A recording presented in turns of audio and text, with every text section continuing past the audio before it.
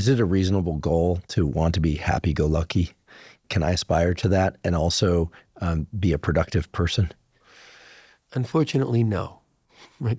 Happy-go-lucky, to me, it implies that there's not an awareness that, hey, there are difficult things in the world. And in fact, there are difficult things in my own life, right? I think happy-go-lucky implies that we're not aware of how difficult life can be, or maybe life has at times been. So I don't think that you can be happy-go-lucky. And I think it's good that you can't be, because who wants to lose the grounding of the things that are real in life that might take away the go-lucky part, right? I think that you can be happy, right? And I think that that's better than happiness that includes some turning away or some forgetfulness, right? So if we take away the go-lucky, which is, I think, not desirable or possible, I do absolutely believe that you can be happy, because what we want, and I think there's studies that show us this, and just thinking about how humans have written in literature and philosophy across time of what do we mean when we say happy. We do want to find peace, contentment, and the capacity for delight. We just want to be able to just be and not have so much going on inside or coming at us, right? We all say we just want a little bit of peace. I want to just sometimes walk around and be able to look up at the trees around me and see that the trees are pretty.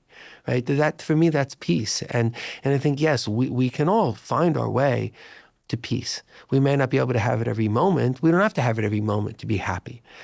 So we need some peace and we need some contentment. And contentment means that there's awareness of our lives, of the things that have gone well and the things that haven't. So I can find contentment in my life, not every moment, but I can find it even holding in my mind awareness of tragedies that have happened in my life, or things that I haven't done or performed about the way I would have ideally wanted to. I can be aware of those things inside of me, but be aware of the whole arc of my life and feel good about it. There was a thought about it, embracing our fate, or embracing what we've created for ourselves. In early humanist Nietzsche, this was sort of written about, of the fate that we create for ourselves. Can we embrace it and want to live it over and over again, even knowing the things in it that may be tragic or not great?